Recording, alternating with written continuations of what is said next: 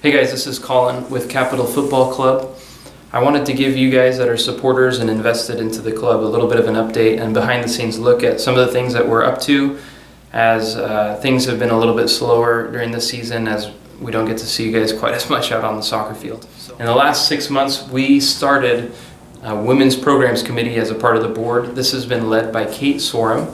And the purpose of the Women's Programs Committee is to really make a more concerted effort to advance the women's game in Salem and at the club. The first one would be supporting the CFC Women's Semi-Professional team. We just had a logo made for them and we rebranded the team Atletica. So that's the name of the women's team now, is Atletica. And here I just wanted to show you guys this, if you can see that. That's the new logo, the new look for the women's semi-professional team. There's some things that the women's team accomplishes for us at the club. A couple of those things being, one, it attracts more ladies to play in Salem. And that we feel like whatever we can do that's going to make this soccer community better in Salem is going to be good for the club and for the kids, the girls. So that's one thing I'm excited about. The next thing that I'm excited about that's going on at the club is some of the facility improvements that we've been making. We really have basically one part-time staff person who's helping maintain everything that's going on at the fields. So our focus has been, let's see what we can do to try and put in some systems, create some more efficiencies, and kind of tackle things one piece at a time. And it's been a slow process, but there's some things that are starting to move where we're getting off of the actual field and now making some things a little bit more attractive from the front side. We also were donated a trailer from May Trucking Company, and the plan with that is that we're going to take all of we've got like the tractor, the mower, some of our equipment that's sitting right in front of the complex or in front of the office building right now. We want to move all of that over into that trailer and create a little bit more of a service area so that can get moved out of the front and not be the first thing that we see. We were able to get some flooring donated to us from Thomas K. and installed by one of the parents of one of the kids in the club. So when you go back into the office, it's going to look quite a lot different. And I hope that you guys are excited. We just want to make this thing something that we're really proud of. The last thing on the facility side that I'm excited about is we've been going through a little bit of a master plan process with some architects to try and look at the next phases of development for the club. I wanted to show you guys, this is the latest model that we've got of the office. This would be facing kind of into the fields. This would be facing the north side, and 2 stories.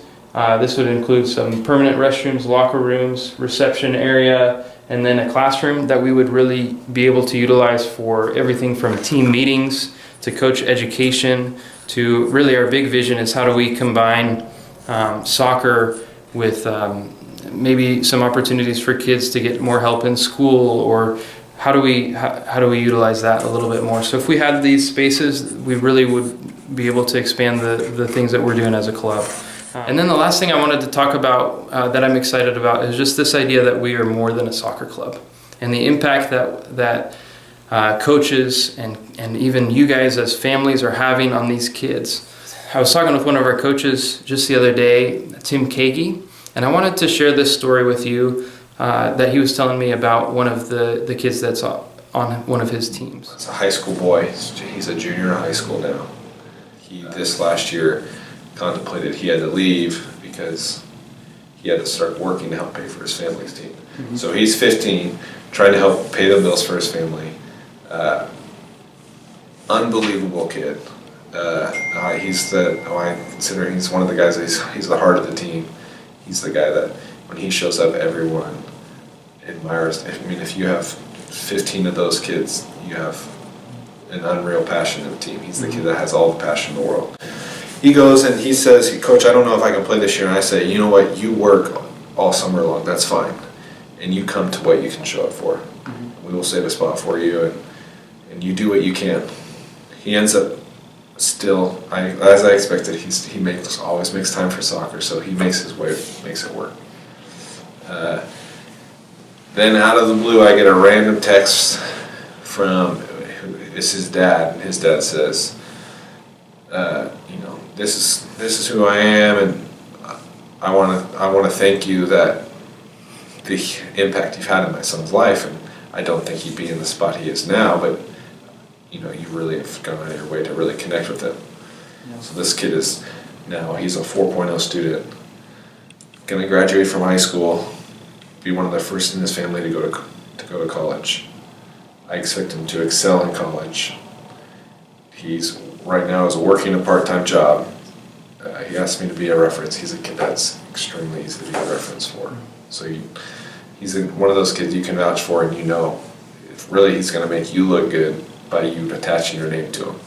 So I think there's areas in Salem. It's not just Salem, but any city. I think there's areas in the city where kids can get lost, and there's so many kids. Mm-hmm. I think as someone who works with lots of kids, there's kids that it's really easy to invest in certain kids, and there's other kids that you want to invest in. Sometimes you can lose those kids, and I think he's seen friends of his that have gone now into, they either are not taking care of school, they're not working, they're doing drugs, they're going out and doing their own thing.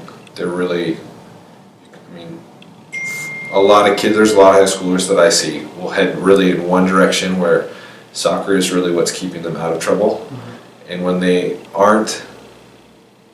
don't have that support and that desire to come to training, mm-hmm. which I think often in a lot of those programs where the coach isn't invested in the kids, it's really easy for the kids to then not be invested in the team. When the kids get really invested and they feel like there's this mutual investment in each other, it really pulls them in one direction. Yeah. And he's one of a few kids that I've watched change where really the direction they're headed.